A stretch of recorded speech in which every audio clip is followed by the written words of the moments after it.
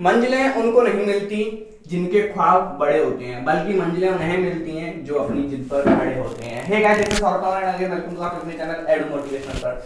आज हम बात करने वाले हैं कि जो बोर्ड्स के एग्जाम एक्सटेंडेड हो गए हैं उनमें इस बार क्या खास होने वाला है।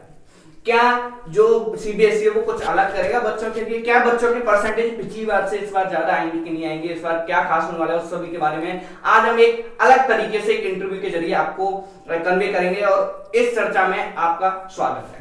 तो आज हम बुलाने वाले हैं एल्विन गौतम को, जिनके साथ हम ये चर्चा कंटिन्यू करने वाले हैं। Please welcome Alvin Gautam. Sir, तो आपका स्वागत है पहले तो आपके अपने चैनल एडू मोटिवेशनल पर। तो आपको कैसा लगा इस चैनल पर आकर? बाकी बढ़िया लगा इस चैनल पर आके। जब से मैं इस चैनल के साथ ज्वाइन हुआ हूँ तो एक अच्छा अलग एक्सपीरियंस आया मेरे अंदर कि हम बच्चों को कैसे ऑनलाइन के जरिए भी अपनी जो बात है, जो हम जिस लॉकडाउन के इस पैंडेमिक में जो अपनी बात नहीं पहुंचा पाए, तो वहाँ तक उन्हें एक पहुँचाने का जरिया मिला है बाकी में एक ऑनलाइन के जरिए। तो एक बच्चों के अंदर भी एक नई चीज़ है, नई चीज़ सीखने के लिए मिल रही है।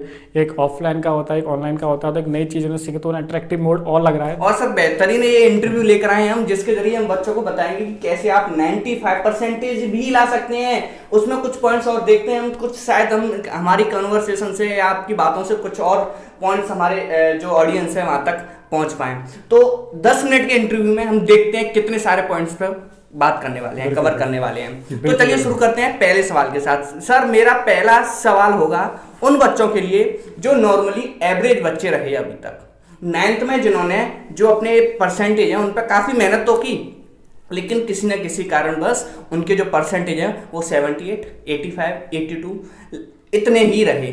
क्या वो बच्चे जो 9th में 82 या 78 या 75 परसेंटेज ला रहे थे वो अभी 95 परसेंटेज ला सकते हैं? बिल्कुल डेफिनेटली ला सकते हैं, क्योंकि अब देखो एक तो डबल एडवांटेज क्या है इस बार बोर्ड ने दिया इनके लिए। एक तो उनका सिलेबस 30% कम करा है और इनका जो टाइम पीरियड है, उन्हें जब ये टाइम पीरियड मिला है कि मई तक आपके 4 या 6 मई से आपके पेपर स्टार्ट हैं बोर्ड वालों के, तो उनको एक डबल एडवांटेज मिला है अलीगढ़। तो उनके पास एक मौका है, अगर वो एक सही तरीके से एक पैटर्न, एक तरीके से एक स्ट्रेटजी बनाएं कि सिलेबस कितना है उसको उसी तरीके से पढ़ें। जहाँ भी वो पढ़ते हैं कोचिंग ट्यूटर में या स्कूल टीचर से अपनी एडवाइस लें कि उसको कितना कितना सिलेबस पढ़ने वाला है। कोई चीज़ ऐसा ना हो कि फालतू चीज़ में आ नहीं रही है, आप उस पर टाइम वेस्ट कर रहे हैं। जो चीज़ आपके कोर्स से रिलेटेड नहीं है आप उस पर लगे पड़े हैं, अपना ध्यान दे रहे हैं, टाइम वेस्ट कर रहे हैं।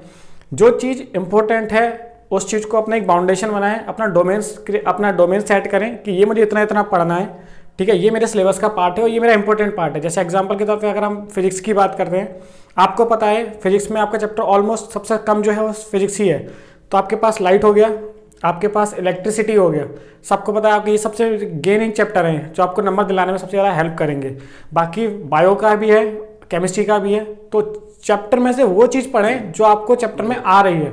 हालांकि आपने देखा होगा जो आपके पास साइंस का लास्ट टाइम का पेपर था, ठीक है, उसका थोड़ा सा पैटर्न चेंज करा था उस बोर्ड ने, ठीक है ना, उसका लॉस थोड़ा सा हुआ था कहीं हद तक। लेकिन अब बच्चों के पास एक नया पैटर्न को एक समझ सकते हैं कि वो हाँ कि अब एनसीईआरटी के भी बीच में से भी कुछ पूछा जा सकता है।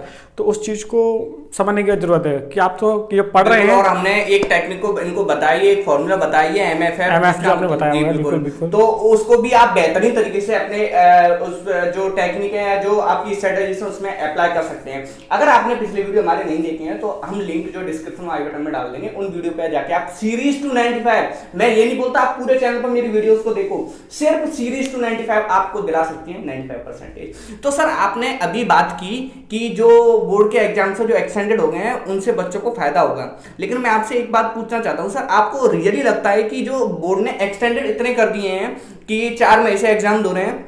देखिए, पहली बात तो मुझे ऐसा लगता है सर जनरली सर, इससे सर 9th और 11th को बहुत बड़ी प्रॉब्लम आने वाली है। जी, और सर सेकेंडली अब उनके बारे में ना बात करके सिर्फ हम देखते हैं जरा कि इनके 95 परसेंटेज से इस बात को कैसे रिलेट कर सकते हैं।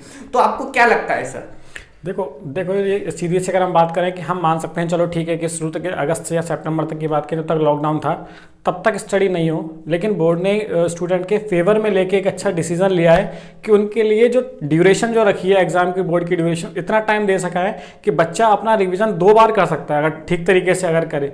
तो उसके पास अगर उसने स्टार्टिंग से भी नहीं पढ़ा, कोई ज़रूरी नहीं है उसने स्टार्टिंग से, लेकिन वो अभी से अगर स्टार्टिंग करना चलता है और एक स्ट्रैटेजिक वे में स्टडी करता है, एक मतलब डायरेक्शन फॉलो करे एक तरीके से, तो 90% लाना कोई बड़ी बात नहीं है आपका 10th क्लास और 95% सर। हाँ बिल्कुल 95 प्लस ला सकते हैं। और सिलेबस आपने देखा होगा सिलेबस का बहुत कम कर दिया है उस वाले के, तो इसका फायदा उठा सकते हैं बच्चों के पास, एक डबल एडवांटेज जिसे आप कह सकते हो उस वाले में।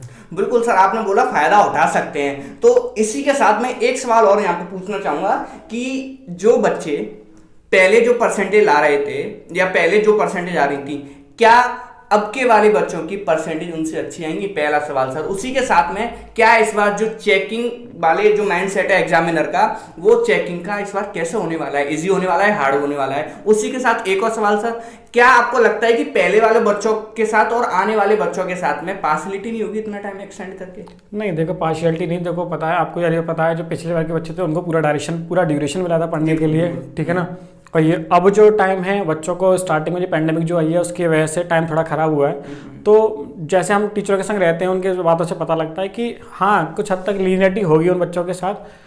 ये टाइम ड्यूरेशन है, इसको लेके आप कह सकते हैं कि हाँ थोड़ा सा पार्शियलिटी वाली बात है, लेकिन चेकिंग के बारे में यह नहीं, पार्शियलिटी वाली बात नहीं कहनी चाहिए, क्योंकि उनके हिसाब से उनके पास सिर्फ टाइम मिला है, वो मेनली जो है वो हम कंसीडर कर सकते हैं। सबके पास मोबाइल की सुविधा नहीं हो सकती है, ठीक है ना।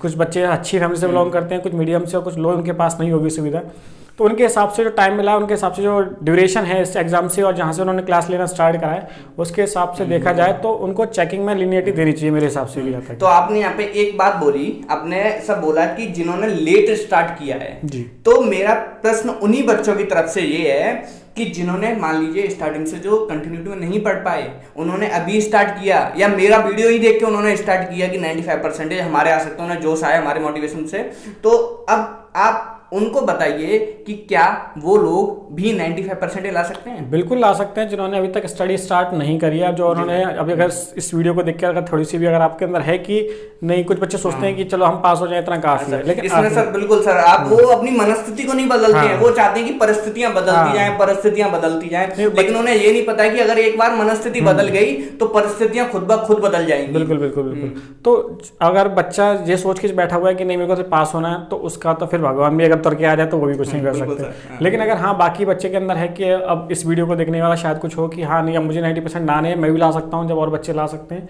तो ला सकता है, कोई बड़ी बात नहीं है। बस डिपेंड करता है, वही जो मैं बात कही है कि अपना सिलेबस को ठीक से एक बार एनालाइज करना जरूरी है, और एनसीईआरटी से बाहर कुछ भी ना देखे। हाँ, बस एनसीईआरटी को देखे। पहली बात तो ये एनसीईआरटी सबसे आपका बेस है हर एक सी एग्जाम का। आप इधर उधर भागने से अच्छा है कि आप पहले एनसीईआरटी पर फोकस करें। एनसीईआरटी में जो एक एक लाइन लिखी हुई है वो गोल्डन वर्ड्स हैं आपके सीबीएसई बोर्ड के लिए, आप उसको इग्नोर ना करें। आपके स्कूल में जो भी लोगों लोकल बुक चल रही है आप उससे करें तैयारी प्रैक्टिस के लिए, लेकिन साथ में अपने एनसीईआरटी को साथ में लेके चलें, वो आपके लिए सबसे प्लस पॉइंट देगा आपको अगर करते हैं तो। और अगर आपने एक बार, चलो मैं एक बार फिर से मेरा मन किया कि आपको बताया जाए कि एमएफएफ क्या कह रहा है।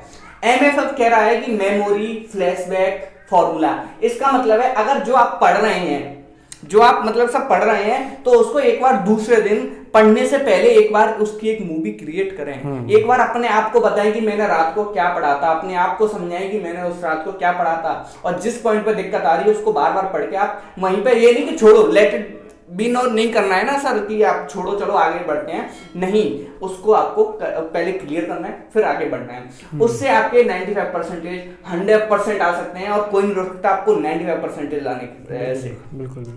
तो सर जो बच्चे मतलब लेट हो गए हैं, अभी भी सर उनको थोड़ा बहुत नहीं समझ में आ रहा है, लेकिन उनको ये तो है कि अगर आगे जो सर मतलब आगे अगर हमारा जो है हमें मतलब लाने हैं 95%, अभी आगे सोचें, उनका तो कुछ हो नहीं सकता, आपने पहले ही बता दिया, जो अभी नहीं सोच रहे हैं।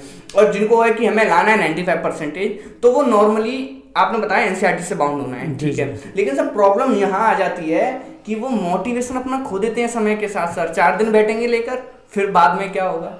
देखो ये चीज़ डिपेंड करता है उसके आसपास की सराउंडिंग के बेसिस पर। सराउंडिंग की, इसकी स्कूल में सराउंडिंग कैसी है, घर में सराउंडिंग क्या है, जहाँ वो जाता है वहाँ सराउंडिंग कैसी है।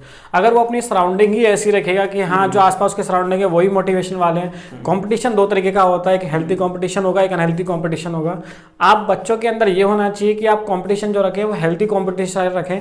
आपके पास जो लोग आसपास रह रहे हैं आप उनसे सीखें कि हाँ अगर वो मेहनत कर रहा है तो मुझे भी उससे डबल मेहनत करनी है, तब वो ला सकता, तो मैं भी उतने नंबर ला सकता हूँ। तो ये आप आपके अंदर साइकोलॉजी होनी चाहिए अपने मार्क्स को लेके। वो नहीं होना चाहिए कि हमारा टाइम खराब हुआ है, हमें इस समय वो मिलेगा, हमें थोड़ा बोर्ड हमें वो कर देगा, चेकिंग में लीनियरिटी मिलेगा। मतलब नेगेटिव चीजें नहीं लेनी है कि यार इतना सारा सिलेबस अब कैसे होगा, वो सारी चीजें हमें नहीं लेनी है, पॉजिटिव रहना है। और आपने बोला सराउंडिंग को पॉजिटिव रखना है। अब इस समय पे मेरा मानना ऐसा है सर, सभी का सबसे अच्छा दोस्त अगर इस समय पे है तो वो है मोबाइल।